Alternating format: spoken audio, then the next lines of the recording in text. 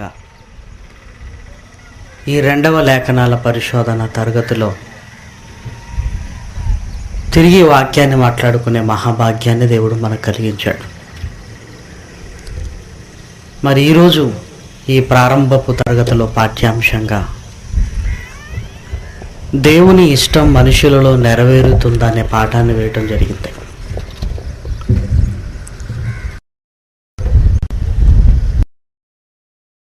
ఒక ఇష్టం ఉంది. ఆ ఇష్టాన్ని భూమి మీద మనిషి నెరవేర్చవలసిన బాధ్యత కూడా ఉంది. దేవుని కొరకు మనమేదో చేయటం ఏంటి అని ఎక్కువ మందికి ఆలోచన కలగచ్చు. ఎందుకంటే ఇప్పటి వరకు మనిషిగా మనం అడగాలి, దేవుడుగా ఆయన ఇవ్వాలి, ఇదే మనిషికి దేవునికున్న సంబంధం అనుకున్నారు.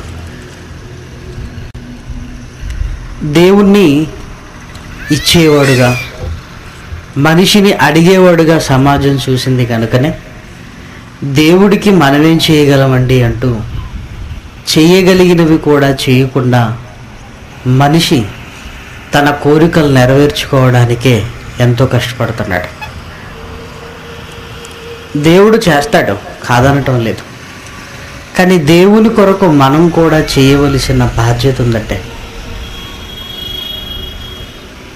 మనం చిన్నగా ఉన్నప్పుడు మన బాగోగులు తల్లిదండ్రులు చూసుకుంటారు. అలాగే పిల్లలు పెద్దవారైన తర్వాత తల్లిదండ్రుల గురించి వారు ఆలోచించాలి. తల్లిదండ్రులు మన గురించి ఆలోచించటం ఎంత అవసరమో, పిల్లలు ఎదిగి పెద్దవాళ్ళైన తర్వాత తల్లిదండ్రులను ఆలోచించటం, తల్లిదండ్రుల గురించి ఆలోచించి వారికి కావలసినవన్నీ సమకూర్చటం పిల్లలుగా మన బాధ్యత.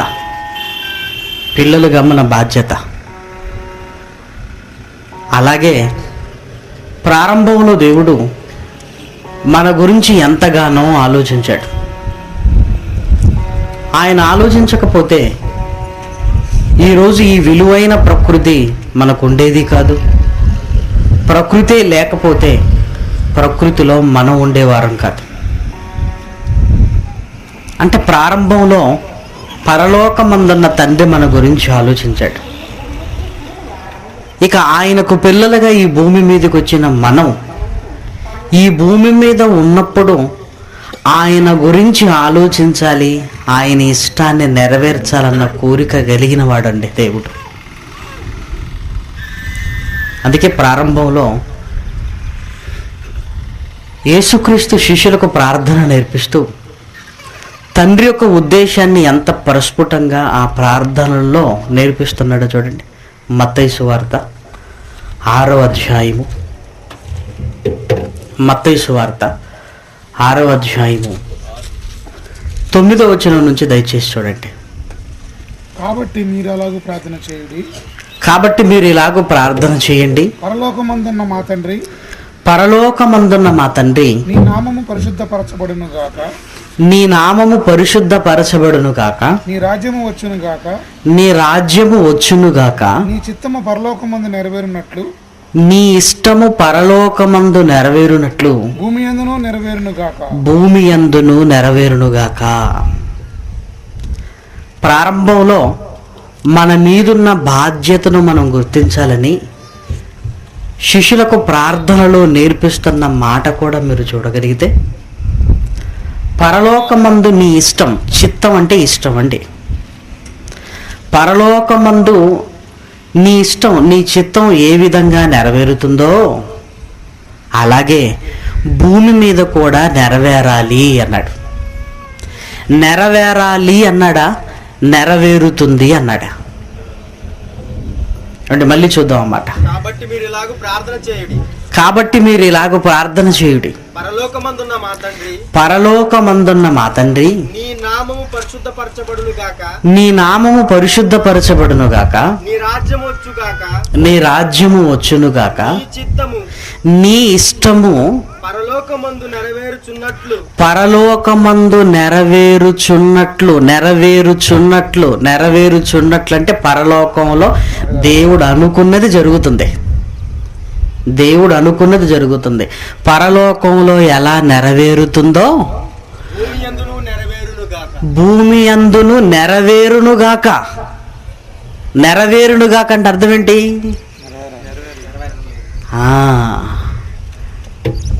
పరలోకంలో నీ ఇష్టం అందరూ జరిగించేవారే, కానీ భూమి మీద నీ ఇష్టాన్ని ఎవ్వరూ జరిగించటం లేదు. అలా జరిగించాలి అని ప్రార్థన చేయమన్నాడు. ఇంతకీ పరలోకంలో ఎవరున్నారు తండ్రి ఇష్టాన్ని నెరవేర్చడానికి? పరలోకంలో ఎవరున్నారంటే దేవదూతలు. పరలోకంలో సేవకులైన ఆత్మలైన దేవదూతలు పరలోకంలో దేవుని ఇష్టాన్ని నెరవేరుస్తున్నారు వాళ్ళు. మరి భూమి మీద ఎవరున్నారు? కుమారులు ఉన్నారు. సేవకుల మధ్య నెరవేరుతున్న దేవుని ఇష్టం పిల్లల దగ్గరకు రాగానే నెరవేరటం లేదని యేసుక్రీస్తు గుర్తించి నెరవేరాలని కోరుకోమన్నాడు. అంటే దేవుని ఇష్టం మనుషులలో నెరవేరటం లేదన్నమాట. ఒకవేళ నెరవేరుతుందని యేసుక్రీస్తు ముందుగానే గ్రహిస్తే పరలోకమందు ఎలా నెరవేరుతున్నదో భూమి యందు కూడా అలాగే నెరవేరుతుంది కదా అనేవాడు. నెరవేరాలి అంటున్నాడంటే నెరవేరటం లేదు. మరి మనిషి దేవుడి గురించి ఆలోచించకుండా వేటి గురించి ఆలోచిస్తున్నాడు? దేవుని ఇష్టాన్ని నెరవేర్చకుండా దేవుని ఇష్టాన్ని పక్కన పెట్టి తన ఇష్టాన్ని నెరవేర్చుకుంటూ మనిషి బ్రతుకుతున్నాడని ఈ మాటలో మనకు అర్థమవుతుందండి. అంటే దేవుని గురించిన ఆలోచనలు మనిషికి లేవన్నమాట. కొన్ని మనిషి ఆలోచనలో ఏముందో ఒకసారి మీరు చూడగలిగితే యేసుక్రీస్తు చెప్పిన మాట మత్తయి సువార్త 6వ అధ్యాయం, మత్తయి సువార్త 6వ అధ్యాయములో మనుషుల ఆలోచనల గురించి యేసుక్రీస్తు చెబుతున్న మాట చూడండి. మత్తయి సువార్త 6వ అధ్యాయము 25వ వచనం. అందువలన నేను మీతో చెప్పినదేమనగా ఏమి తిందుమో ఏమి త్రాగుదుమో అని మీ ప్రాణమును గూర్చి అయినను ఏమి ధరించుకొందుమో అని మీ దేహమును గూర్చి అయినను చింత అంటే బాధ ఎప్పుడవుతుందండి? విపరీతమైన ఆలోచన మనకు వస్తే ఈ ఆలోచన వలన కలిగేది చింత. అంటే నవ్వాలో ఏడవాలో అర్థం కాని పరిస్థితి అండి ఇది. ఎందుకంటే మనిషి బాధ దేనికోసం పడుతున్నాడట? తినడానికి, ఒంటి మీద బట్ట కోసం. వీటి కోసం ఆలోచించి బాధపడవలసినంత అవసరం లేదండి. అవసరం లేదు. దేని గురించి బాధపడవలసిన అవసరం లేదో దాని గురించి విపరీతమైన ఆలోచనలతో మనిషి ఉన్నాడని యేసుక్రీస్తు చెప్తున్నాడు. అంటే దేవుడి గురించిన ఆలోచనలు ఈరోజు మనిషికి లేవు. దేవుడి కోసం ఏదైనా చెయ్యాలన్న ఆలోచన లేదు. లాస్ట్ టైం మనకు వర్షంతో కాస్త డిస్టర్బెన్స్ అన్నప్పుడు ఈ 2వ నెల డేట్ ఇచ్చే సమయానికి నేను మోసన్నతో ఒక మాట అన్నాను. ఈ వర్షాకాలం ఆపితే బాగుంటుందేమో ఆలోచించండి అన్నాను. మళ్ళీ అందరూ కలిసి అనుకున్నారు ఎలాగైనా జరగాలి.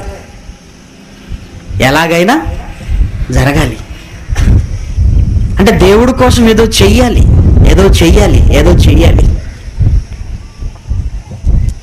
దేవుడి కోసం ఏదో చెయ్యాలని ఆలోచిస్తున్నామంటే దేవుని ఇష్టం అంటే అది ఎంత గొప్పదో, దేవుని ఇష్టాన్ని ఎందుకు నెరవేర్చాలో నీకు అర్థమైందన్నమాట.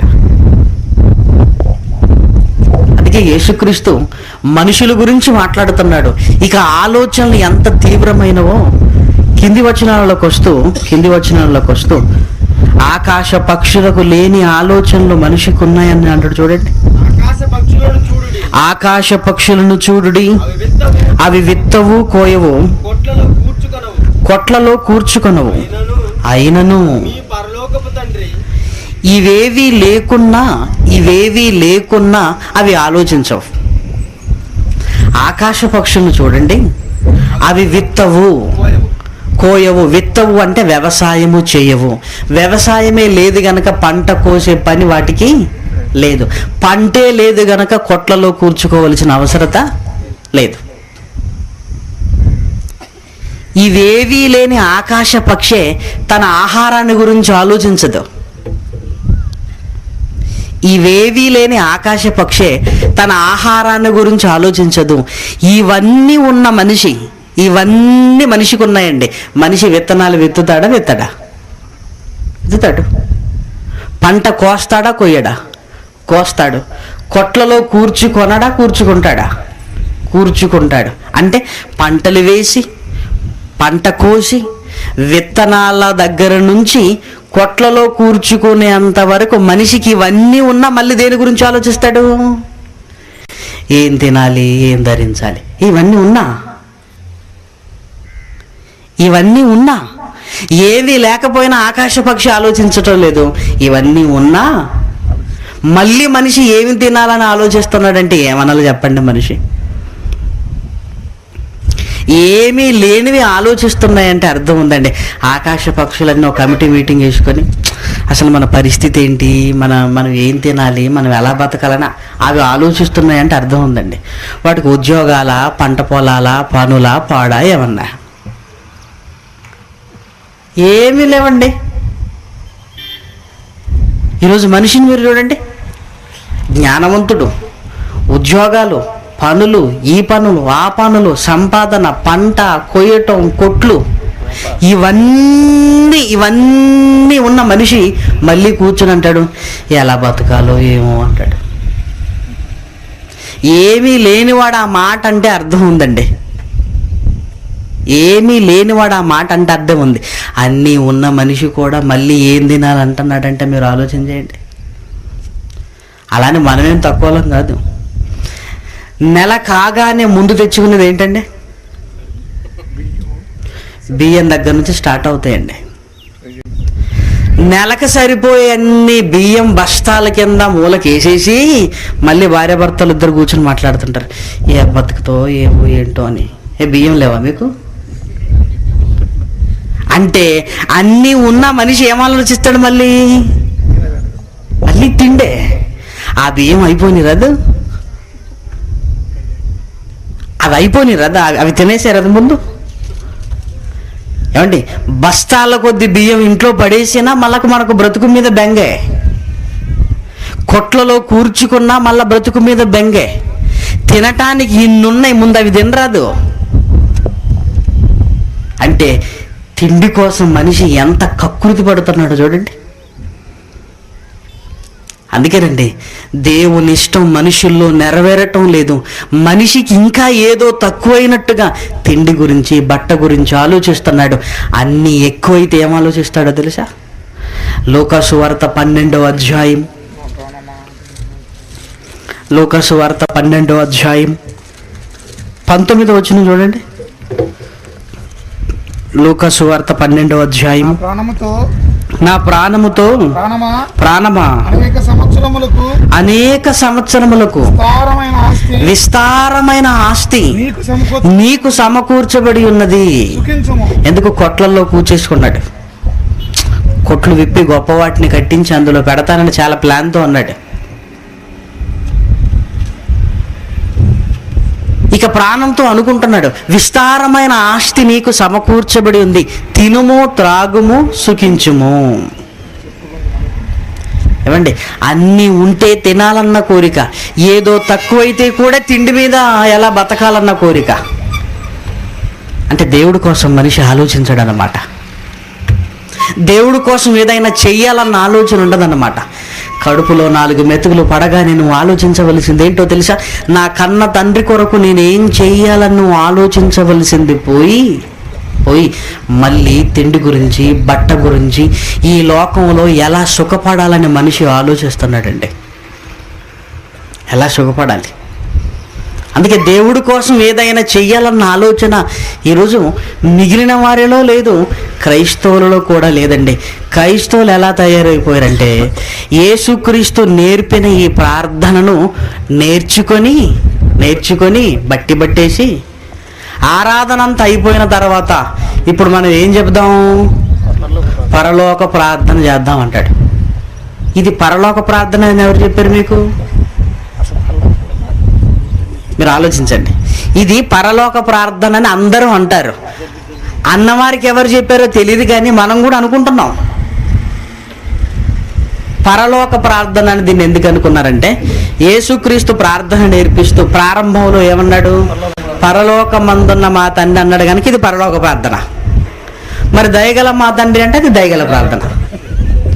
కృపగల దేవ అంటే అది కృపగల ప్రార్థన అనుకోవటమే. ఇది పరలోక ప్రార్థన కాదు. ఆ మాట తప్పు. మనం చేసే ప్రార్థన సరిగ్గా ఉంటే అన్ని పరలోకానికే వెళ్ళిపోతాయి.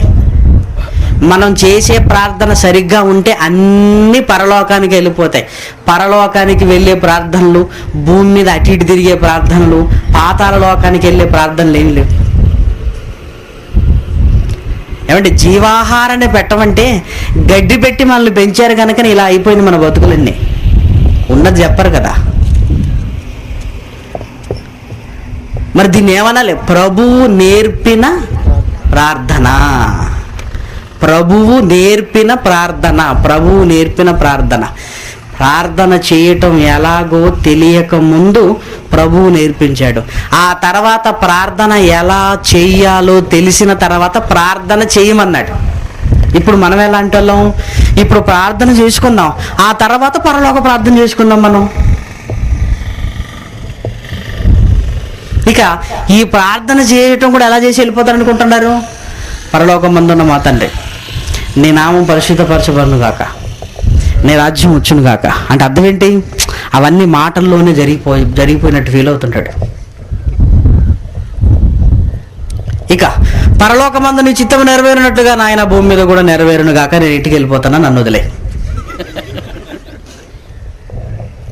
నెరవేరును గాక, నెరవేరును గాక, నెరవేరును గాక, నేను ఇంటికి వెళ్తున్నాను. అందరు సెకండ్ తీసుకుని ఇంటికి వెళ్ళిపోతారంటే, ఆదివారము అందరూ కలిసి నెరవేరును గాక అని ఏం చేస్తున్నారు? వీళ్ళు ఇంటికి వెళ్ళిపోతున్నారు. మరి నెరవేర్చేది ఎవరు? ఈ సంఘంలో నెరవేరును గాక, ఆ సంఘంలో నెరవేరును గాక, చెన్నైలో నెరవేరును గాక, తిరుపతిలో నెరవేరును గాక, నెల్లూరులో నెరవేరును గాక, ఒంగోలులో నెరవేరును గాక, విజయవాడలో నెరవేరును గాక, నెరవేరును గాక, నెరవేరును గాక, నెరవేరును గాక, నెరవేరును గాక. అందరూ నెరవేరును గాక అని వెళ్ళిపోతే మరి నెరవేర్చేది ఎవరు? మరి నెరవేర్చేది ఎవరు? అందరూ నెరవేరాలని కోరుకున్న వారే. అమ్మో మహానుభావులు, అందరూ నెరవేరాలని కోరుకున్న వారే. మరి నెరవేర్చేది ఎవరు? నెరవేర్చేది ఎవరు? అంతే కదండి. ఈరోజు ఇక్కడ మనకు మీటింగ్, టెంట్లు వేయబడును గాక, వేయబడును గాక, వేయబడును గాక అని అందరూ వచ్చి వెళ్ళిపోయారు అనుకో, టెంట్లు వేసేది ఎవరు? మరి కుర్చీలు సక్రమంగా వేయబడును గాక, సౌండ్ సిస్టమ్ పెట్టబడును గాక. 5 గంటలు లేచి ఇక్కడ వచ్చి నిలిచోవాలి, టెంట్లు వచ్చాయా లేదా చూడాలి, వేయించాలి, పని చేయాలి, పని చెయ్యాలి, పని చెయ్యాలి, పని చెయ్యాలి. పని రోజు రాకమునుపు అందరం కూర్చొని మాట్లాడుకుంటాం ఏమని? రేపొద్దున అన్నీ జాగ్రత్తగా చెయ్యాలి. ముందు రోజు చెయ్యాలనుకుంటావు, పని రోజు ఇక చెయ్యాలి అనుకోకు, చెయ్యు. రేపు మీటింగ్ ఉందనుకో, ఈరోజు అందరం కూర్చొని అనుకుంటాం రేపు మామూలుగా ఉండకూడదు, రేపు నువ్వు ఈ పని చేయాలి, నువ్వు ఈ పని చేయాలి, నువ్వు ఈ పని చేయాలి, ఈ పని చేయాలి, అంతా సక్రమంగా జరిగిపోవాలి అనుకున్నావు. Very good. మళ్ళీ తెల్లవారింది, మళ్ళీ అందరు వచ్చి నువ్వు ఈ పని చేయాలి, నువ్వు ఈ పని చేయాలి, మరి రెడీ అన్నారు అనుకోండి. అర్థమేమైనా ఉందా ఆ మాటలకి? ముందు రోజు గనక పని డిస్ట్రిబ్యూట్ చేసాం, పని రోజు నువ్వు మాట్లాడుకోవటం కదా, ఏం చెయ్యాలి? పని చెయ్యాలి, పని చెయ్యాలి. చూడండి, క్రైస్తవుల నోళ్ళల్లో ఉన్న పదాలు దేవుణ్ణి వెక్కిరించే పదాలుగా మారిపోయాయండి.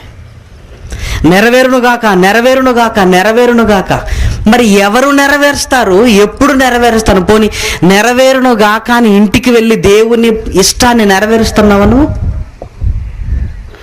ఆదివారం ఆరాధన అయిపోగానే మనం చేసే పని ఏంటి ఒకసారి జ్ఞాపకం చేసుకోండి, అబద్ధం ఆడకుండా ఒకసారి. ఆరాధన అయిపోయింది ఆమెను అన్నాం అంతే. ఆవురావురమంటూ ప్లేటు ముందు కూర్చోవటం, ఇంకేముంది అంతే. తిన్నామా, తిన్న తర్వాత ఈ శరీరం ఊరుకుంటుందా?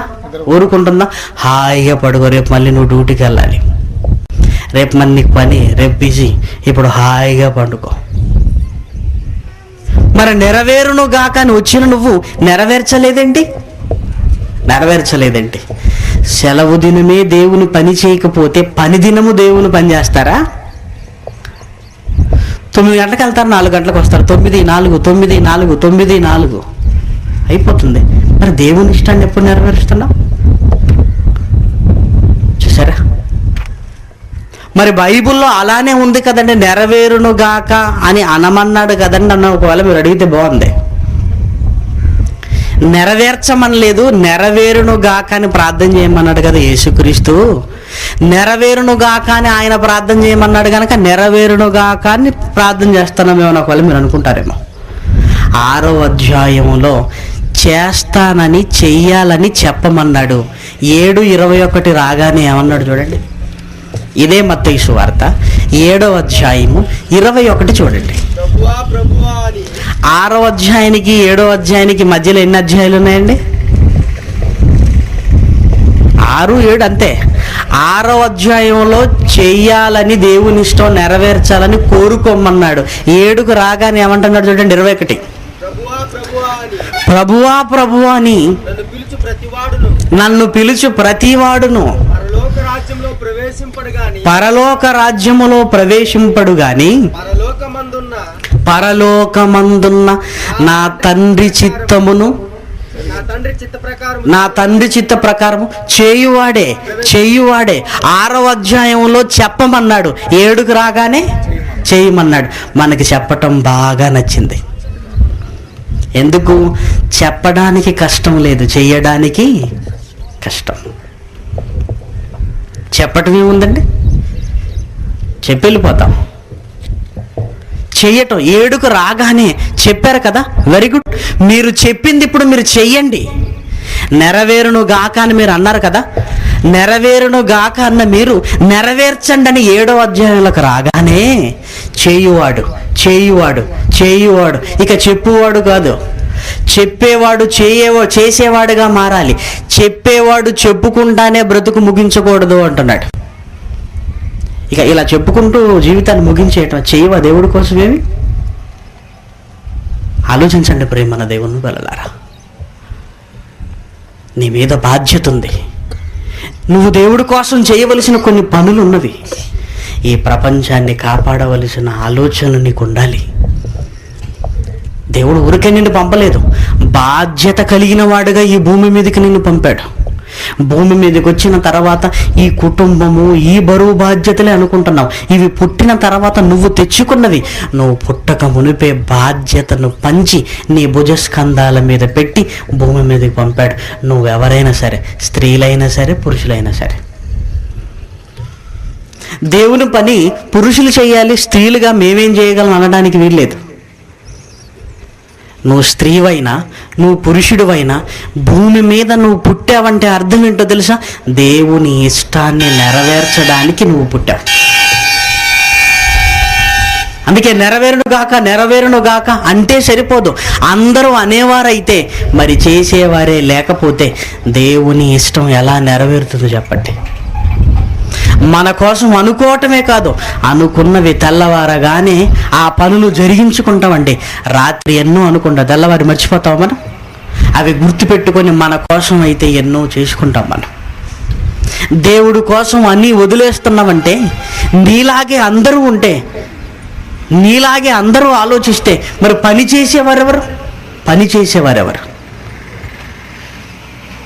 దేవుని ఇష్టం నెరవేర్చేవారెవరు చెప్పండి. ఏమవుద్దులేండి దేవుని ఇష్టం నెరవేర్చకపోతే ఒకవేళ మీరు అనుకుంటున్నారేమో, చాలా ప్రమాదం. దేవుని ఇష్టాన్ని భూమి మీద నెరవేర్చకపోతే చాలా ప్రమాదం. ఇది చూసిన తర్వాత అసలు దేవుని ఇష్టం ఏంటో, ఆయన కోసం ఏం చెయ్యాలో ఆలోచిద్దాం. ఎందుకంటే చాలామందికి దేవుని పని అంటే భయం ఉండదండి. దేవుని పని అనగానే ఏముందిలో చూసుకుంటారులే అనుకుంటారు. దేవుడి కోసం ఏదైనా జరిగించాలి అన్న ఆలోచన కలుగుతున్నప్పుడు దాన్ని సింపుల్గా తీసుకుంటారు. అసలు దేవుని ఇష్టం నెరవేర్చకపోతే ఎంత భయంకరమైన ప్రమాదం ఉందో చూడండి. కొరింథీయులకు రాసిన పత్రికలో పౌలు గారు హెచ్చరిస్తూ రాసిన ఒక అద్భుతమైన మాట. మొదటి పత్రిక 10వ అధ్యాయము 1వ వచనం 5వ వచనం. సహోదరులారా, ఈ సంగతి నాకు తెలియకుండా నాకు ఇష్టం లేదు. మీకు తెలియకుండా నాకు ఇష్టం లేదు. ఏ సంగతి? దేవుని ఇష్టం అనే సంగతి. 5వ వచనం చూడండి. ఇప్పుడు అయితే వారిలో ఎక్కువ మంది దేవునికి ఇష్టలుగా ఉండకపోయిరి గనుక అరణ్యములో సంహరింపబడిరి. ఏమంటే ఈ మాటను మీ బైబిల్లో చక్కగా అండర్లైన్ చేసుకోండి. Very very important.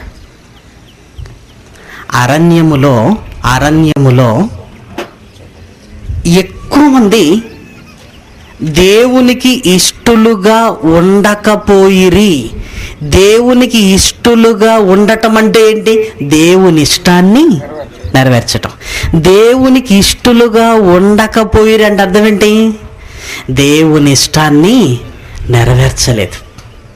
నెరవేర్చకపోతే దేవుడు ఏం చేశాడట? చంపేశాడు. ఇప్పుడు ఒక ప్రశ్న అడుగుతాను. దేవుడు అరణ్యములో వారిని ఎందుకు చంపేశాడో చెప్పండి మీరు. వాళ్ళు దొంగతనం చేశారని రాయబడింది అక్కడ. వాళ్ళు వ్యభిచరించారని రాయబడింది అక్కడ. ఇంకేదో చేస్తున్నారని ఏమైనా రాయబడిందా? ఏం రాశాడు తెలుసా? దేవునికి ఇష్టలుగా ఉండలేకపోయారు గనక సంహరింపబడిరి. అంటే దేవుని ఇష్టాన్ని మనం నెరవేర్చటం ఎంత అవసరమో తెలుసా? ఎంత అవసరం అంటే, నువ్వు బ్రతికుండాలంటే ఈ భూమి మీద దేవుని ఇష్టాన్ని నెరవేర్చు. లేదు నేను పోతానంటే నీ పనుల్లో నువ్వు ఉండు. నేను తొందరగానే వెళ్ళిపోతానండి, నాకు అంత ఇష్టం లేదు భూమి మీద అంటే నీ పనిలో నువ్వు ఉండి ఎలాగో పోతావు. ఆ పోట మీద దేవుడు తొందరగా తీసుకెళ్తాడు. ఏంటి ఈ మాట చదివిన తర్వాత ఎవరు మరణించినా చిన్న ఎంక్వైరీ చేస్తుంటానండి. ఎందుకు చంపబడుతున్నారట? దేవునికి ఇష్టలుగా ఉండలేకపోయిరు గనక సంహరింపబడుతున్నారు. అంటే దేవుని ఇష్టాన్ని నెరవేర్చని మనిషిని భూమి మీద దేవుడు ఉంచడు. పోనీ ఇంకా కొద్ది కాలం ఈ భూమి మీద మీరు బ్రతకాలనుకుంటే దేవుని పనిలో మీరుంటే మీకు బ్రతుకునిస్తాడండి. అంతే కదా. అవసరమైనది పనికి వస్తుంది అనుకున్నప్పుడు ఇంట్లో ఉంచుకుంటాం. పనికి రాకపోతే బయట పారేయటం మనకు అలవాటే కదా. దేవుడు కూడా మనిషిని భూమి మీద ఉంచాలనుకుంటే నువ్వు ఆయనకి ఇష్టడుగా, ఆయనకి ఇష్టమైన కార్యక్రమాలలో ఉంటూ నీ గురించి ఆలోచిస్తాడు. నువ్వు నీకిష్టమైనట్టుగా బ్రతికితే నిన్ను ఉంచాలనుకోడు, తీసేయాలనుకుంటాడు. వాస్తవం అంటే మీరు నమ్మగలరో లేదో ఈ నిజాన్ని. మీరు దేవుడు కోసం బ్రతుకుతుంటే భూమి మీద మిమ్మల్ని ఉంచుతాడు దేవుడు. కష్టమైన, నష్టమైన, బాధ అయినా ఏదైనా మిమ్మల్ని భూమి మీద ఉంచడానికి ఆలోచిస్తాడు ఆయన. ఎందుకు? పనివారిని పోగొట్టుకోవాలని ఎవరో ఆలోచించరండి. నైపుణ్యము గలవాడిని ఏ కంపెనీ వదులుకోదు. అలాగే దేవుని పనిలో ఉన్నవాడిని దేవుడు వదులుకోడు, బ్రతికించుకుంటాడు. దేవుని పనిలో లేని వాడిని బ్రతుకు కడతేరుస్తాడు. అంటే దేవుని ఇష్టాన్ని నువ్వు నెరవేర్చడం ఎంత అవసరమో తెలుసా? నువ్వు బ్రతికుండటానికి అవసరం అంటే అది ఎంత ముఖ్యమైందో మీరు ఆలోచించండి. అప్పుడప్పుడు హాస్పిటల్లో ప్రమాదవశాత్తు భయంకరమైన రోగాల బారిన పడిపోయిన వాళ్ళ ట్రీట్మెంట్ కోసం చెప్తున్నప్పుడు 1,00,000 రూపాయలు ఇంజెక్షన్ అన్న దాని కొరకు 1,00,000 రూపాయలు ఇంజెక్షన్. ఇది 2 lakhs. ఇది 3 lakhs. ఆ ఆపరేషన్ కొరకు అంత ఖర్చు అవుతుంది అన్నప్పుడు బాధ అనిపిస్తుంటుందండి. అప్పుడు ఏమనిపిస్తుందో తెలుసా? రోగం వచ్చిన తర్వాత ₹1,00,000 ఇంజెక్షన్ అని వీళ్ళు అనుకుంటున్నారు. ముందే ఈ ₹1,00,000 దేవుడి కోసం ఖర్చు పెడితే బాగుండు కదా అనిపిస్తుంది. ఎందుకంటే దేవుని ఇష్టాన్ని నెరవేరిస్తే నేను ఉంచుతాడు. ఏదో రోగాన బారిన పడిన తర్వాత ట్రీట్మెంట్ లక్షలను ఆలోచించి పెట్టుకుంటాంలేండి. అదే ఆ రోగం రాక మునుపు ఈ ₹1,00,000 దేవుడి కోసం ఖర్చు పెట్టగలిగితే బాగుండు కదా అనిపిస్తుంది. ముందే దేవుని ఇష్టాన్ని మీరు నెరవేర్చితే దేవుడు మిమ్మల్ని కాపాడుకోడా? అందుకే చరిత్రలోకి వెళ్ళి తొంగి చూస్తే ఇశ్రాయేలు ఇంచుమించు 6 లక్షల మంది కాల్బలం అండి. 6 లక్షల మంది 40 సంవత్సరాల అరణ్యంలో ఉంటూ దేవుని ఇష్టాన్ని నెరవేర్చలేదు, తమ ఇష్టాలను మాత్రం నెరవేర్చుకున్నారు. తమకిష్టాలు ఏంటనుకుంటున్నారు? తమకిష్టమైనవి ఏమనుకుంటున్నారు? అరణ్యంలోకి వచ్చారు. వచ్చిన తర్వాత మనిషికున్న ఇష్టాలలో ప్రధానమైంది తిండి పిచ్చండి, ఆ తర్వాత బట్ట. ఈ 2 దొరికిన తర్వాత ఇంకా మిగిలిన వాటి గురించి ఆలోచిస్తారు. అరణ్యంలో ఉన్నాం కదా, పాలు తేనెలు ప్రవహించు పాలస్తీనా దేశానికి వెళ్ళిన తర్వాత ఏదో తినొచ్చు కదా అనుకున్నారా? తినాలన్న కోరికని ఎలా బయట పెట్టి అటు మోషేను అవమానించారండి. మోషేను అవమానించారు. అరణ్యంలో ఏమీ దొరకదు కదా, ఇప్పుడు మాకు ఇది పెట్టమంటే మోషే ఎక్కడి నుంచి తీసుకురావాలండి చెప్పండి? అన్నీ ఇస్తున్న దేవుడికి ఇష్టలుగా లేకపోయారు, దేవుని ఇష్టాన్ని నెరవేర్చలేదు. 40 సంవత్సరాల అరణ్యంలో ఉంటున్నప్పుడు మోషే, ఇదిగో టైం అంతా మాకు వేస్ట్ అయిపోతుంది, చేయటానికా పని లేదు, టైంకా దేవుడు మాకు భోజనం పెడుతున్నారు, మిగిలిన టైం దేవుడి గురించి మాకు ఏదైనా చెప్పవా మోషే? దేవుడి గురించి మాకు ఏదైనా చెప్పవా, మేము నేర్చుకుంటాం అనొచ్చు కదండి. తిండి పెడుతున్నప్పుడు వినటానికి ఏమన్నా కష్టమా? మీరు ఆలోచించండి. అరణ్యంలో వీళ్ళు చేయవలసిన పని ఏమి లేదండి. వీళ్ళకు పని అంటూ ఉంటే తెల్లవారు లేచి మొహం కడుక్కోవటం, తినటం, అంతే, అదే పని. ఇవే. అలాంటప్పుడు ఆ సమయంలో మాకు తండ్రి గురించి నేర్పించు అని దేవుడి గురించి నేర్చుకోవచ్చు కదండి. పైగా అరణ్యంలో వాళ్ళ ఇష్టాలు నెరవేరటం లేదని మోషేతో ఎలా మాట్లాడుతున్నారు చూడండి. నిర్గమకాండము 16వ అధ్యాయం, నిర్గమకాండం 16వ అధ్యాయం 1వ వచనం నుండి. తర్వాత ఇశ్రాయేలుల సమాజమంతయు ఏలీము నుండి ప్రయాణమైపోయి వారు ఐగుప్తు దేశములో నుండి బయలుదేరిన 2వ నెల 15వ దినమున ఏలీమునకును సీనాయికిని మధ్యనున్న సీను అరణ్యమునకు వచ్చిరి. ఆ అరణ్యములో ఇశ్రాయేలుల సమాజమంతయు మోషే అహరోనుల మీద సనిగిరి. ఎందుకు చూడండి 3వ వచనం. ఇశ్రాయేలీలు మేము మాంసము వండుకొను కుండల యొద్ద కూర్చొని తృప్తిగా ఆహారము తిన్నప్పుడు యెహోవా చేతి వలన ఎలా చావకపోతిమి? ఈ సర్వ సమాజమును ఆకలి చేత చంపుటకు ఈ అరణ్యములోనికి మమ్మును అక్కడి నుంచి తోడుకొని వచ్చితిరని వారితో అనగా మోషే ఆహారాన్ని పిలిచి వీళ్ళందరూ ఏమని కంప్లైంట్ ఇస్తున్నారు? పిలిచి మీ ప్లాన్ ఏంటో మాకు తెలిసిందయ్యా. ప్లానా? అవును, మీ పన్నాగం మాకు తెలిసింది. ఏం తెలిసింది మీకు అంటే, ఐగుప్తులో ఉంటే మేము తిని బ్రతుకుతామని నెమ్మదిగా ఈ తిండి లేని అరణ్యంలోకి నువ్వు తీసుకొచ్చావు. అమ్మ, నీ ప్లాన్ మాకు తెలిసిపోయింది. ఎందుకు? ఆకలి చేత మమ్మల్ని అందరినీ చంపడానికి నువ్వు తీసుకొచ్చావు. మోషే నాయకుడుగా ఉండి వీళ్ళని కష్టపడి తీసుకొచ్చింది వీళ్ళందరినీ చంపేయడానికండి. ఆ మాటలు చూడండి ఎలా అంటున్నారు. మాకు ఇక్కడ భోజనము లేదు. తీసుకొచ్చిన కన్న తండ్రి తిండి పెట్టకుండా ఉంటాడా? ఆగొచ్చు కదండి. ఆలస్యం అయిపోతే ఊరుకోరనమాట. పైగా ఏమంటున్నారు, ఐగుప్తులో మేము మాంసము వండుకొని కుండల దగ్గర కూర్చొని తిన్న తర్వాత ఎలా చావకపోతివి అంటే చివరి కోరిక ఏంటనమాట, మా చివరి కోరిక ఏంటంటే బాగా తిన్న తర్వాత మేము చస్తే బాగుంటాం. ఇప్పుడు అరణ్యంలో చస్తున్నందుకు మాకు బాధ కాదు, ఎన్నందుకు అరణ్యంలో ఏమి తినకుండా చచ్చిపోతాం అనేది మా బాధ. అబ్బా, ఇందుకు ఏం తినాలట, మాంసం. ఏంటనుకుంటున్నారు మరి, కుండ బిర్యానీ అట. ఇక వండుకొని కుండల దగ్గర కూర్చున్నారంటే అర్థం ఏంటండి, ఇప్పుడు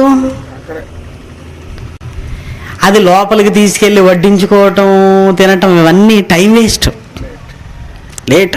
అలా ఉడకటం తీయటం లోపల వేయటం అంతే. ఇంకా ఫాస్ట్ ఫుడ్ ఏంటండి ఇది, ఏమి తిందుమో ఏమి, ఇదే ఆలోచన ఇశ్రాయేలుల జీవితంలో. సంఖ్యాకాండము 11వ అధ్యాయము, సంఖ్యాకాండము 11వ అధ్యాయము చూడండి. 11వ అధ్యాయము 4వ వచనం. వారి మధ్యనున్న మిశ్రిత జనము మాంసాపేక్ష అధికముగా కనపరిచినందున ఇశ్రాయేలీలను మరలా ఏడ్చి, మాకెవరు మాంసం పెట్టేదరు.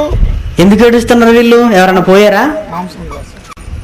మాకెవరు మాంసము పెట్టుదురు, మాకెవరు మాంసము పెట్టుదురు. ఐగుప్తులో మేము ఉచితముగా తిన్న చేపలు, కీరకాయలు, దోసకాయలు, కూరాకులు, ఉల్లిపాయలు, తెల్లగడ్డలు కళ్ళు మూస్తే కళ్ళల్లోకి ఇవే వస్తున్నాయి. ఉల్లిగడ్డలు, తెల్లగడ్డలు, కీరకాయలు, దోసకాయలు, రైతు బజార్ అంతా దిగిపోయిందండి. ఏది వదిలేశారు చెప్పండి, తిండి. వాళ్ళ ఇష్టాన్ని నెరవేర్చుకోవాలి. ఇప్పుడు మాంసం తినాలి, అది మాకు ఇష్టం, ఇప్పుడు నెరవేరిపోవాలి. మోషే నువ్వేం చేస్తావో చెయ్యి. ఒకరా ఇద్దరండి, 6 లక్షల మందికి మాంసం పెట్టాలంటే ఎంత ఖర్చు అవుతుందో చెప్పండి మీరు. 6 లక్షల మందికి ఇప్పుడు మాంసం పెట్టాలి, 6 లక్షల మందికి మాంసం పెట్టాలి. ఎన్ని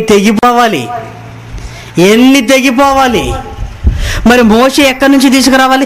మాకనవసరం, మేమైతే తినాలి, నువ్వు తేవాలి. ఎక్కడికి వెళ్ళిపోతాడండి? 6 లక్షల మందికి మాంసం పెట్టడం అంటే మామూలు విషయం కాదు. 6 లక్షల మందికి నీళ్లు పెట్టడమే చాలా కష్టం. అప్పుడు దేవుడు, నా పిల్లల ఇష్టాన్ని నేను నెరవేరుస్తాను. ఎందుకు?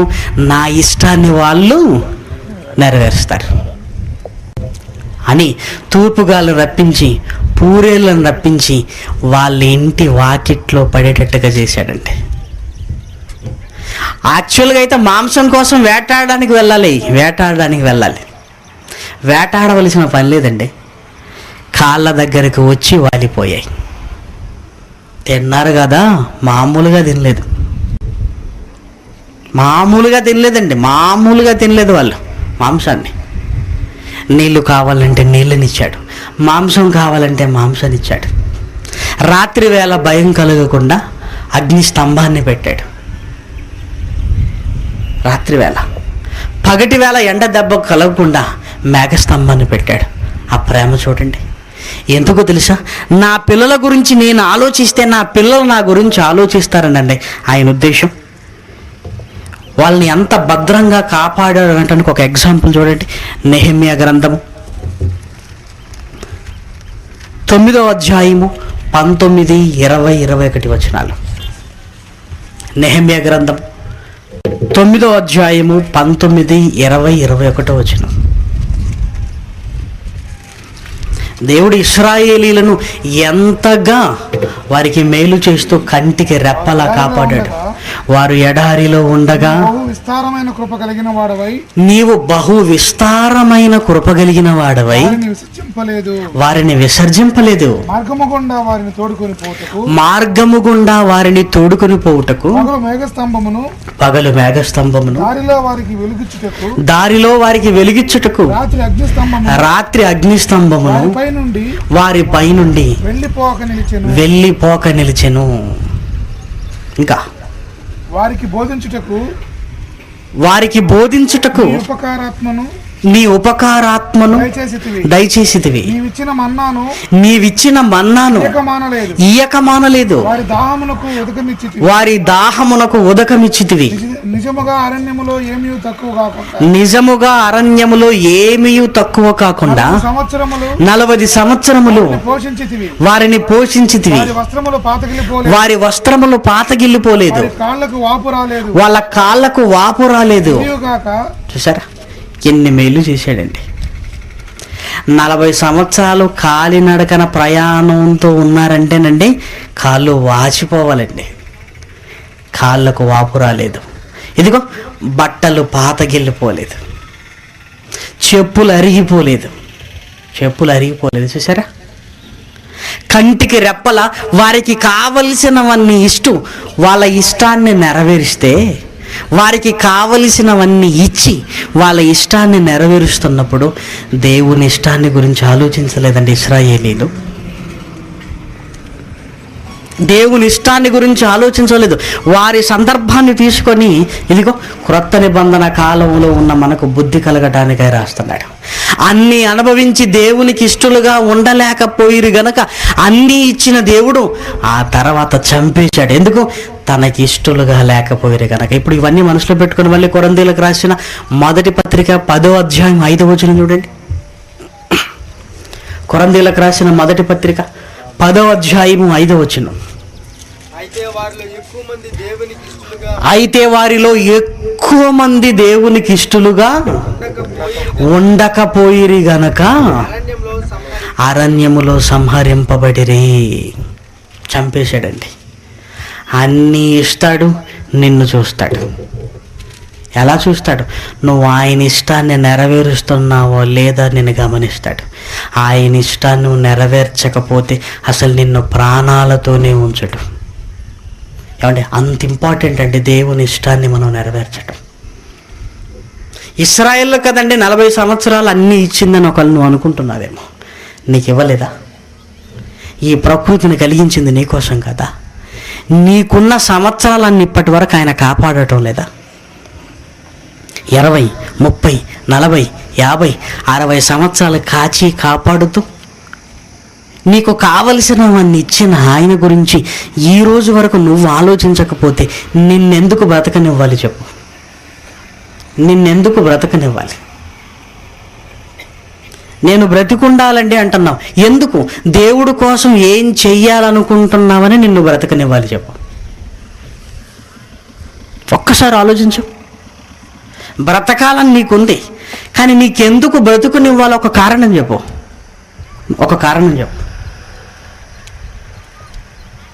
దేవుడి కోసం ఏమైనా ఆలోచిస్తున్నావా? దేవుడి కోసం ఏదైనా చెయ్యాలనుకుంటున్నావా? చెయ్యాలనుకుంటున్నావంటే నువ్వు బ్రతకాలి. నువ్వు బ్రతకకపోతే ఏం చేయగలవు? నువ్వు చెయ్యాలనుకుంటున్నావా? దేవుడి కోసం చెయ్యాలనుకుంటున్నావంటే నీకు బ్రతుకునివ్వాలి. కాసే చెట్టుని ఎవరు నరుక్కోరండి. కాయని చెట్టుని ఎవరు నరకకుండా ఉంచరు. నువ్వు దేవుడి కోసం ఫలిస్తున్నప్పుడు దేవుడికి నువ్వు కావాలి. అందుకే జయశాలి పీడి సుందర్రావు గారు అంటుంటారు, నాయన 1 సంవత్సరానికి సరిపోయే డేట్లు ముందుగా ఇస్తాను నాయన. నేను ఎప్పుడు నవంబర్, డిసెంబర్, జనవరి, ఫిబ్రవరి వరకు డేట్లు ఇచ్చేశారు. ఎందుకు ఇస్తానో తెలుసా? నేను బ్రతకాలంటే దేవుని కోసం నేను వస్తానని ముందు నేను అగ్రిమెంట్ చేసుకోవాలి. మీకు అర్థమైందా పాయింట్? నేను నవంబర్, డిసెంబర్, జనవరి, ఫిబ్రవరి డేట్లు ఇచ్చేసాను. అక్కడికి వెళ్ళి వాళ్ళకు వాక్యం చెప్పాలి.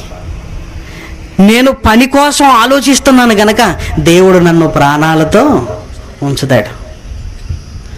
మరి నా కుమారుణ్ణి తీసుకుని వెళ్ళిపోతే నవంబర్ మీటింగ్లకు ఎవరు వెళ్ళాలి? మరి డిసెంబర్ మీటింగ్లకు ఎవరు వెళ్ళాలి? జనవరి మీటింగ్లకు ఎవరు వెళ్ళాలి? ఫిబ్రవరి మీటింగ్లకు ఎవరు వెళ్ళాలి? అమ్మో, పని ఆగిపోద్ది. పని ఆగిపోకూడదంటే ఉండాలంటే ఏం చేయాలి? నా కుమారుడు ప్రాణాలతో ఉండాలి. అందుకే 2012కు ఛాలెంజ్ చేశాను ఆయన. 2012కి అంటాడు. 2012కి నేను ఛాలెంజ్ చేశాను, మరి యుగాంతం కాదని.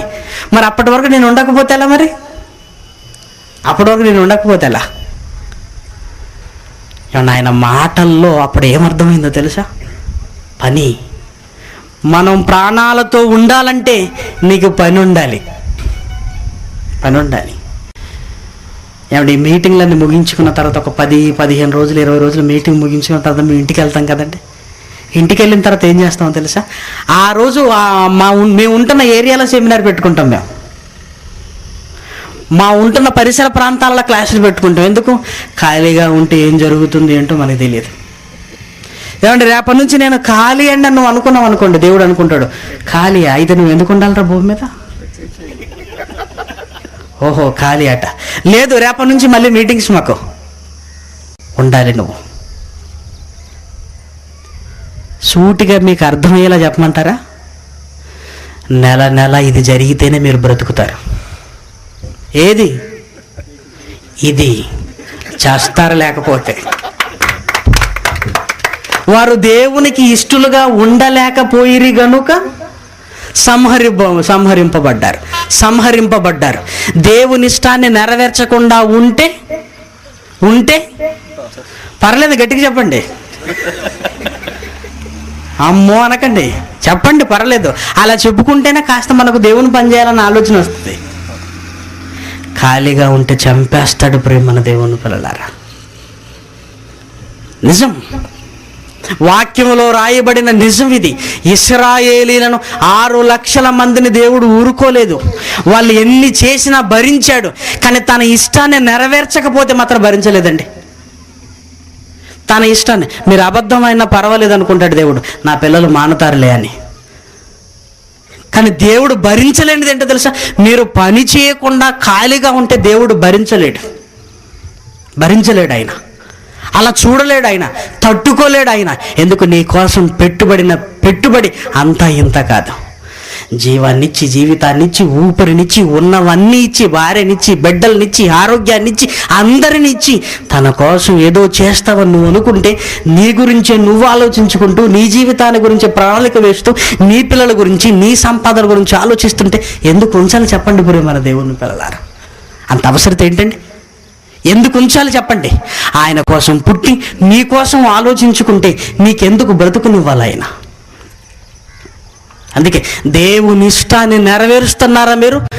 అయితే మీకు గ్యారంటీ మీరు బ్రతుకుతారండి.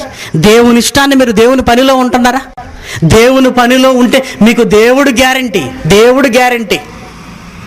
నా మట్టుకైతే బ్రతుకుట క్రీస్తే. నేను బ్రతుకున్నానంటే యేసుక్రీస్తు కొరకే ఆలోచిస్తానని పౌలు గారు అంటున్నమాట. అందుకే కష్టాల కన్నీళ్ళ మధ్య ఎవరు వచ్చి ప్రార్థన చేయమన్నా ఏం సలహా ఇస్తామో తెలుసా? వాళ్ళకు బహుశా ఇష్టం ఉండదేమో.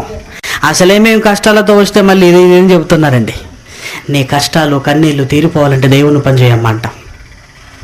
దేవుని పని చేయి. అసలేమేం కష్టాలలో ఉన్నామండి, ఇంకేం పని చేయగలమండి అని వాళ్ళు అనుకుంటారు. వాళ్ళేమనుకుంటారు? కష్టాలు తీరితే మేము చేస్తామనుకుంటారు. కష్టాలు తీరితే చేస్తామనుకుంటారు. ఈ కష్టాలు దేవుని పని చేస్తే తీరుతాయి. ఈ సంగతి తెలియదు మనకి. మీకు అర్థమైందా? అవును కదా. నువ్వు ఆయన కోసం ఏదో ఒకటి చెయ్యి, నీ కోసం అన్నీ చేస్తాడు ఆయన. దేవుని మనసు అలాంటిదండి. నాన్న స్వీట్ తీసుకొస్తాడు, పిల్లలకిచ్చి నాకు కొంచెం పెట్టవా అమ్మ అంటాడు. ఈయనే 1 కిలో తిని రావచ్చు కదా అక్కడ. మళ్ళీ తీసుకొస్తాడు, అది పిల్లలకిచ్చి మళ్ళీ ఏమంటాడు? నా కోసం పెట్టవా అంటాడు. ఎందుకండి?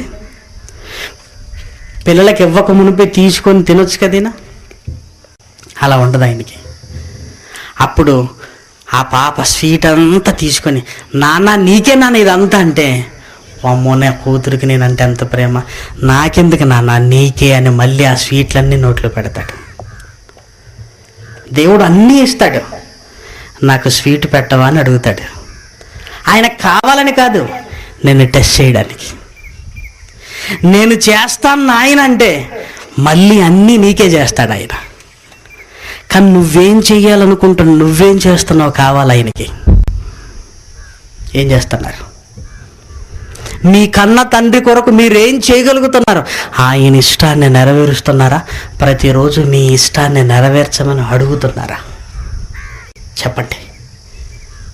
అందుకని ఈ మాట చదివిన తర్వాత నిజంగా అండి మరింత భయపడ్డానండి నేను. ఎందుకు చంపావు నాయన అంటే కారణం చూడండి. ఎందుకు చంపావు దేవుడా అంటే నా ఇష్టం నెరవేర్చలేదు అందుకే చేశాను అన్నట్లేదు ఆ మాట. ఇష్టం నెరవేర్చకపోతే, అవును నా ఇష్టం నెరవేర్చకపోతే నేను చంపేస్తాను అన్నాడు. అది ఆయన రూలు. పోనీ ఎక్కువ మంది ఉన్నారని వదిలేశారా? ఇశ్రాయేలులో ఎక్కువ మంది ఆయన ఇష్టాన్ని నెరవేర్చలేదు, వదిలేశాడా? వారిలో ఎక్కువ మంది ఉన్నారు కనుక వద్దులే అనుకున్నాడా? ఎంతమంది ఉంటే అంతమందిని వేసేసాడు. ఇప్పుడు కూడా సమాజంలో దేవుని ఇష్టాన్ని నెరవేర్చని వారే ఎక్కువ మంది ఉన్నారు కదా అని దేవుడు వదిలేస్తాడు అనుకోకండి. ఎంతమంది ఉంటే అంతమందిని తీసేస్తాడు. కాబట్టి ప్రేమని దేవుని పిల్లలారా, ఆయన ఇష్టాన్ని నెరవేర్చాలి. మరి ఆయన ఇష్టాన్ని నెరవేర్చడం అంటే ఏంటో జాగ్రత్తగా చూడగలిగితే చదవబడిన లేఖన భాగంలో మహనీయుడైన యేసుక్రీస్తు అంటున్న మాట చూడండి. హెబ్రీలకు రాసిన పత్రిక 10వ అధ్యాయం 5వ వచనం. కాబట్టి ఆయన ఈ లోకమందు ప్రవేశించినప్పుడు ఈలాగు చెప్పుచున్నాడు, బలియు అర్పణయు నీవు కోరలేదు కానీ నాకొక శరీరము అమర్చితివి, పూర్ణ హోమములను పాప పరిహారార్థ బలులను నీకిష్టమైనవి కావు. అప్పుడు నేను గ్రంథపు చుట్టలో నన్ను గురించి వ్రాయబడిన ప్రకారము దేవా నీ ఇష్టము నెరవేర్చటానికే నేనొచ్చాను. భూమి మీదికి వచ్చిన తర్వాత నీ ఇష్టం కోసమే నేను పుట్టానంటూ యేసుక్రీస్తు భూమి మీద చేసిన ప్రతి కార్యక్రమం దేవుని ఇష్టమేనండి. ఆయన జీవితాన్ని మీరు చూస్తే అప్పుడప్పుడు దేవుని ఇష్టాన్ని నెరవేర్చలేదు, ఎల్లప్పుడూ దేవుడికి ఇష్టమైనదే చేశాడు ఆయన. ఎల్లప్పుడూ ఆయనకి ఇష్టమైందే చేశాడు ఆయన. చూడండి కొన్ని రెఫరెన్స్లు వేగంగా చూద్దాం. మార్కు సువార్త 1:38 చూడండి. యేసుక్రీస్తు చెబుతున్న తండ్రి ఇష్టానికి సంబంధించిన కొన్ని మాటలు. మార్కు సువార్త 1:38. ఆయన ఇతర సమీప గ్రామములలోను నేను ప్రకటించినట్లు వెళుదము రండి. నేను ప్రకటించటం దేవుడికి ఇష్టం. నేను వాక్యాన్ని ప్రకటించటం దేవునికి ఇష్టం. దేవునికి ఇష్టమైనది నేను చెయ్యాలి. వెళుదము రండి, సమీప గ్రామములలోను నేను ప్రకటించినట్లు వెళుదము రండి. ఇందు నిమిత్తమే కదా నేను బయలుదేరి వచ్చితిని. ఇంకా యోహాను సువార్త 4వ అధ్యాయము 34వ వచనం. యోహాను సువార్త 4వ అధ్యాయము 34వ వచనం. యేసు వారిని చూచి నన్ను పంపిన వాని చిత్తము నెరవేర్చుటయు ఆయన పని తుదముట్టించుటయు నాకు ఆహారమై ఉన్నది. నా ఆకలి వేరు, నా ఆహారం వేరు, నా పని వేరు, నా ఆలోచన వేరు. నేను ఏమి తినాలని ఆలోచించను. చూసారా? మీరు ఆలోచిస్తారు అలా, నేను ఆలోచించను. ఎందుకు? అక్కడ 12 కాగానే శిష్యులు టైం చూసుకున్నారండి. ఎందుకు? 12 దాటిందంటే మన పరిస్థితి ఎలా ఉంటుందంటే ఆకలి. ప్రభువా నువ్వు ఇక్కడే కూర్చో, అసలు నువ్వు భోజనం గురించి పెద్దగా ఆలోచించావు, నువ్వు కూర్చో ఇక్కడ, మేము ఊర్లోకి వెళతాం, మేము తిరిగి నీకు పట్టుకొని వస్తాం, మేము భోంచేసి మీకు పట్టుకొని వస్తాం. వెళ్ళిపోయారు. ఈలోపు యేసుక్రీస్తు ఆకలితోనే ఉన్నాడు, దాహంతోనే ఉన్నాడు. స్త్రీ నీళ్లు చేదుకోవడానికి వచ్చింది. ఈ సమయాన్ని ఎందుకు దేవుడి కోసం వినియోగించకూడదు? వాక్యం చెప్పాడు. ఈలోపు శిష్యులు వచ్చారు. యేసుక్రీస్తు ఈ స్త్రీతో మాట్లాడుతున్నాడు. వీళ్ళేమనుకుంటున్నారు? ఓహో చక్కగా తిని కూర్చొని మాట్లాడుతున్నాడేమో మహానుభావుడు, మనం ఊర్లోకి వెళ్ళగానే ఎవరైనా వచ్చి నీకు ఏదైనా పెట్టేశారేమో, తిన్నాడు కనుకనే అంత యాక్టివ్గా ఉన్నాడు అనుకుంటున్నారు వీళ్ళు. అప్పుడు యేసుక్రీస్తు ఏమనుకుంటున్నాడు తెలుసా? మీకు తెలియని ఆహారము నాకున్నది అనగానే టిఫిన్ ఎవరు ఇచ్చారనుకున్నారు. అప్పుడు 34లో క్లారిఫై చేస్తున్నాడు. నా తండ్రి పని తుదముట్టించుటయే పని చెయ్యాలి అంటే అర్థం ఏంటో తెలుసా? నా ఆహారం ఏంటో తెలుసా? నా తండ్రికి ఇష్టమైంది తెలుసా? పాపిని మార్చాలి. పాపిని మార్చాలి. నీళ్ళు ఇవ్వవా అని డిస్కషన్ స్టార్ట్ చేశాడండి యేసుక్రీస్తు. నీళ్ళు ఇవ్వవా నాకు అని డిస్కషన్, చర్చ స్టార్ట్ అయింది. మాట్లాడాడు ఆ స్త్రీతోటి. ఆమెకే జీవజలాన్ని ఇచ్చాడు, ఈయన దాహాన్ని మర్చిపోయాడు. చూడండి, మరి నీళ్ళు ఇవ్వమని అడిగాడు, దాహం వేస్తుంది ఆయనకి. తన దాహాన్ని, జీవజలాన్ని, వాక్యాన్ని ఆమెకు చెప్పి ఈయన దాహాన్ని తీర్చేసుకున్నాడు. అందుకే నా దాహం వేరు, నా ఆహారం వేరు అన్నాడు. పని, తండ్రికి ఇష్టమైనది ఒక పాపిని మార్చటం. మీరు అటువైపు వెళ్ళొచ్చేంతలోపు నేనేం చేశాను? ఒక పాపిని మార్చాను. ఇదే నా ఆహారం, ఇదే నా ఆహారం, ఇదే నా ఆహారం.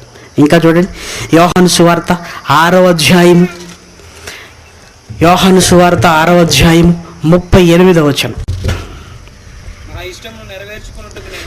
నా ఇష్టమును నెరవేర్చుకొనుటకు నేను రాలేదు, నన్ను పంపిన వాని చిత్తము నెరవేర్చుటకే పరలోకం నుండి వచ్చి తిని. అంటే యేసుక్రీస్తుల్లో ఆయన ఇష్టాలు నెరవేరట్లేదు, దేవుని ఇష్టం నెరవేరుతుంది. మనుషులలో దేవుని ఇష్టం నెరవేరట్లేదు, వాళ్ళ ఇష్టాలు నెరవేరుతున్నాయి. నన్ను పంపింది తండ్రి ఆయన ఇష్టాన్ని నెరవేర్చమని పంపాడు. ఇదిగో ఆ పనిలోనే ఉన్నాను. వాక్యము ప్రకటిస్తూ అనేక మందిని దేవుడి దగ్గరకు తీసుకొచ్చే పనిలోనే నేను ఉంటున్నానని చెప్పాడు. చూడండి, యోహాను సువార్త 8వ అధ్యాయము, యోహాను సువార్త 8వ అధ్యాయము 29. నన్ను పంపినవాడు నాకు తోడై ఉన్నాడు. నాకెందుకు తోడై ఉన్నాడంటే ఆయనకిష్టమైన కార్యమును నేనెల్లప్పుడూ చేయదును. ఇక్కడ పాయింట్ ఏంటో తెలుసా? నువ్వు దేవుని కార్యక్రమాలలో ఉంటే దేవుడు నీకు తోడై ఉంటాడు. నువ్వు దేవుని కార్యక్రమాలలో లేకపోతే దేవుడు విడిచిపెడతాడు. దేవుడు తోడై ఉంటే ఏం జరుగుతుందో, దేవుడు విడిచిపెడితే ఏం జరుగుతుందో కూడా మనకు తెలియాలి. దేవుడు తోడై ఉన్నప్పుడు శాంసన్ పరిస్థితి ఎలా ఉంది చెప్పండి? ఫిలిస్తీన్లు రాగాలేనండి, ఫిలిస్తీన్ల మట్టి కరిపించాడు. దేవుని ఇష్టాన్ని నెరవేరుస్తున్నప్పుడు శాంసన్కు దేవుడు తోడై ఉన్నాడు. ఒకరోజు దేవుని ఇష్టాన్ని వదిలేశాడు, దేవుని ఇష్టాన్ని పక్కన పెట్టాడు. దేవుని ఇష్టాన్ని పక్కకు పెట్టేసరికి దేవుడు ఏం చేశాడు? దేవుడు చెయ్యి విడిచిపెట్టాడు. బలం ఎక్కడుందో చెప్పు, బలం ఎక్కడుందో చెప్పంటే చెప్పేశాడు, ఇదిగో నా వెంట్రుకలలో ఉంది నా బలం అన్నాడు. బలం అంతా పోయింది. అప్పుడు దెలీలా అంటుందండి, శాంసోను ఫిలిస్తీన్లు నీ మీద పడుతున్నారు అన్నప్పుడు అక్కడ రాయబడిన మాట ఏంటో తెలుసా? న్యాయాధిపతుల గ్రంథంలో ఎప్పటిలా నేను విరజిమ్ముతును అనుకున్నాడట అని ఏమని రాయబడుతుందంటే అక్కడ, దేవుడు అతనికి ఎడబాసనని అతనికి తెలియదు. ఎందుకు ఎడబాసాడో తెలియదు అతనికి. దేవుని ఇష్టాన్ని నువ్వు నెరవేర్చితే దేవుడు నీకు తోడై ఉంటాడు. ఫిలిస్తీన్ను హతమార్చడానికి శాంసన్ పుడితే ఆయన ఏం చేశాడు? బలాన్ని అప్పగించుకున్నాడు. దేవునికి వ్యతిరేకమైన కార్యక్రమం చేసేసరికి దేవుడు ఏం చేశాడు? వదిలేశాడు. దేవుడు వదిలేసిన తర్వాత శాంసన్ గారి జీవితం ఏమైందండి? కళ్ళు పీకేశారు, తీసుకెళ్ళిపోయారు. అక్కడ ప్రార్థన చేస్తున్నాడండి, నాయన ఒక్కసారి నన్ను జ్ఞాపకం చేసుకోవా? ఎందుకు? నీకు ఇష్టమైన కార్యక్రమాన్ని చేస్తాను. మళ్ళీ ఆయనకి ఇష్టమైన కార్యక్రమం ఏంటి? ఫిలిస్తీన్లు, ఆ పెద్దలు, ఆ దాగోను దేవాలయంలో ఉన్నారు, వీళ్ళందరినీ చంపేస్తున్నాను, అందుకే కదా నన్ను పుట్టించింది. ఒక్కసారి జ్ఞాపకం చేసుకు, ఎందుకు? నీకు ఇష్టమైన కార్యక్రమాన్ని నేను మళ్ళీ చేస్తాను అని 2 స్తంభాల మధ్య నిలబడి 2 స్తంభాలను పక్కకు లాగేసరికి మొత్తం దేవాలయం అంతా పడిపోయిందంటే మళ్ళీ ఎందుకు జ్ఞాపకం చేసుకున్నాడు చెప్పండి? మళ్ళీ ఎందుకు జ్ఞాపకం చేసుకున్నాడు? నీకు ఇష్టమైన కార్యక్రమాలు నేను చేస్తాననేసరికి దేవుడు హెల్ప్ చేశాడు. చూడండి, దేవుడు హెల్ప్ చేశాడు. న్యాయాధిపతుల గ్రంథం 16వ అధ్యాయము 28వ వచనం. అప్పుడు శాంసను, యెహోవా ప్రభువా దయచేసి నన్ను జ్ఞాపకము చేసుకొనుము దేవా, దయచేసి ఈసారి మాత్రమే నన్ను బలపరచుము. ఎందుకంటే నీకు శత్రువులైన వీరిని చంపేస్తాను. నీకు ఇష్టమైన కార్యం చేస్తానన్నసరికి దేవుడు ఏం చేశాడు? నా సహాయం నీకు ఉంటుంది నాయన కానీ అన్నాడు, అంతే. ఏమండి, మీరు నమ్ముతారో నమ్మరో నాకు తెలియదు, కానీ దేవుని పనిలో మీరుంటేనే మీకు దేవుడు తోడై ఉంటాడు. మీరు మీ పనుల్లో ఉంటే దేవుడు మీకు హెల్ప్ చేయడు. దేవుడు అసలు సహాయకుడుగా మీకు ఉండడు. దేవా నాకు తోడుండు, నాకు తోడుండు, నాకు తోడుండు అంటే కుదరదు. నువ్వు ఆయన పనిలో ఉండు, నువ్వు ఆయన పనిలో ఉండు, అప్పుడు నీకు తోడై ఉంటాడు ఆయన. చాలామందికి ఇవి తెలియదండి. అసలు దేవుని పని ఎంత గొప్పదో తెలియదు. దేవుని పని అంటే నీ చుట్టూ రక్షణ వలయం, దేవుని పని అంటే నీ చుట్టూ భద్రత. పనిలో ఉన్న నిన్నెవరైనా ముట్టుకోవడమే. మీకు తెలుసు, జయశాలి గారిని ఇప్పటి వరకు ఎవరు టచ్ చేయలేకపోయారంటే కారణం ఏంటనుకుంటున్నారు? నాకు ఇష్టమైన కార్యక్రమాన్ని చేస్తున్నాడు కనుక నేను అతనికి ఎంతవరకు ఏ మీడియా వాడు రాలేకపోతున్నాడు అంటే అర్థం ఏంటి? దేవుడు తోడై ఉంటే నిన్నెవరైనా ఏమైనా చేయటమే. చెప్పు ఒక్కసారి, ఆలోచించుకో ఒక్కసారి. దేవుడు నీకు తోడుగా ఉంటే నిన్నెవరేం చేయగలరు? ఎవరు చేయలేరు. పనిలో నుంచి పక్కకి వెళ్ళిపోయావనుకో నువ్వు.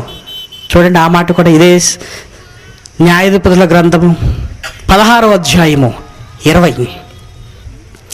ఆమె సంసోను ఫిలిష్తీయులు మీ మీద పడుచున్నారనగా అతడు నిద్ర మేలుకొని ఎప్పటి వలె నేను బయలుదేరి విరజిమ్ముదుననుకొనెను. అయితే యెహోవా తనను ఎడబాసెనని అతనికి తెలియదు. ఎందుకు ఎడబాసాడో చెప్పండి ప్రేమన దేవుని పిల్లలారా. దేవుని పనిలో లేడు, అందుకే దేవుడు తోడు లేడు.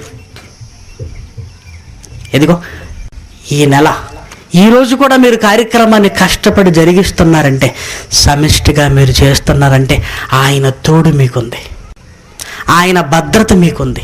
మీ కష్టాలలో మీ కన్నీళ్ళలో ఆయన ఉంటాడు మీతో పాటు. అందుకే దేవుని ఇష్టాన్ని మనం నెరవేర్చాలి, దేవుని ఇష్టాన్ని నెరవేర్చాలి. దేవుని ఇష్టాన్ని నెరవేరిస్తే నీకు దేవుడు తోడై ఉంటాడు. ఆయనకి ఇష్టమేంటో తెలుసా? ఈ భూమి మీద ఇదిగో వాక్యాన్ని ప్రకటించే కార్యక్రమాలు. లాస్ట్ టైం కూడా మన మీటింగ్ అయిపోగానే కొంతమంది వచ్చారు. ₹1,000 ఖర్చు అవుతుందండి దీని కొరకు. ఇంచుమించు 25,000 రూపాయలు ఇచ్చారు. మా కష్టాన్ని పెట్టండి, మా కష్టాన్ని పెట్టండి. Very good. మీరు దేవునికి ఇష్టమైన కార్యక్రమము చేయునంత కాలం దేవుడు మీకు తోడై ఉంటాడు. ఇక్కడే కాదు, ఈ జీవితాన్ని ముగిస్తే ఏమన్నాడో తెలుసా? దేవుని చిత్తము చేయువాడే పరలోకములో ప్రవేశించును. మత్తయి 7:21 చదువుకున్నాం. పిలిచేవాడు కాదు, నా తండ్రి చిత్త ప్రకారము చేయువాడే ప్రవేశించును. ఇక్కడ భద్రత, ఇక్కడ ఆయన సహాయము. ఈ జీవితం ముగిసిపోతే పరలోకం ఉందండి దేవుని ఇష్టాన్ని నెరవేర్చిన వారికి. కాబట్టి ప్రేమన దేవుని పిల్లలారా, ఎల్లప్పుడు దేవుని కొరకైన ఈ కార్యక్రమాలు జరుగుతూనే ఉండాలి. ఇక్కడ ఇంకెక్కడ, ఎందుకంటే ఈ సత్యం వెళుతూనే ఉండాలి. ఎందుకంటే సమాజానికి దేవుని మాటలు తెలియకపోవటం వల్లే నిత్య నాశనానికి వెళ్ళిపోతున్న ఈ కాలంలో దేవుని మాటలు చెప్పి మనిషిని మార్చే దేవుని ఇష్టాన్ని నెరవేర్చాలి. మనందరికీ తెలుసు కదా, ఒక పాపి మారితే దేవుడు సంతోషపడతానన్నప్పుడు ఆ పాపి మారడానికి ఈ భూమి మీద మనం ఏమైనా చేయాలి, ఏదైనా చేయాలి. అది సెమినారా, అది మహాసభలా, ఇంటింటికి వెళ్ళి వాక్యం చెప్పటమా, మినీ మీటింగా, ఏదో ఒకటి చెయ్యాలి దేవుడి కొరకు. మనం దేవుడి కొరకు, ఎందుకంటే ఆయనకి ఇష్టమైన కార్యక్రమాలు ఇవన్నీ కూడా. ఇప్పుడు చెప్పండి, దేవుని ఇష్టం మనిషిలో నెరవేరుతుందా? మనుషులే దేవుణ్ణి అడ్డం పెట్టుకున్నారు తమ ఇష్టాలు నెరవేర్చడానికి. యేసుక్రీస్తు ఏం కోరుకున్నాడంటే, నాకు ఇది ఇష్టమని ఆయనకన్నా ఇష్టం ఏమీ లేదండి భూమి మీద. తండ్రి పని చేయటమే నాకు ఇష్టం అంటున్నాడు. ఎల్లప్పుడూ చేస్తాను, నేను ఎల్లప్పుడూ చేస్తాను అన్నాడు. ఎల్లప్పుడూ చేశాడు గనుకనే తండ్రి అతనికి తోడై ఉన్నాడు. మరణించి తిరిగి లేచి పరలోకంలో తండ్రి కుడిపార్శ్వమున కూర్చున్నాడు. కాబట్టి ప్రియమైన దేవుని పిల్లలారా, దేవుడు తన ఇష్టాన్ని మనం నెరవేర్చకపోతే ఊరుకోడండి. ఎంత భయంకరమైన శిక్ష విధిస్తాడంటే, ఇశ్రాయేలీలకు విధించిన శిక్షే మనకు విధిస్తాడు. ఎందుకంటే మన కోసం కూడా అన్నీ చేశాడు కదా. అన్నీ ఇచ్చిన తర్వాత దేవుని పని కోసం నువ్వు రాకపోతే ఆయన ఊరుకోడు.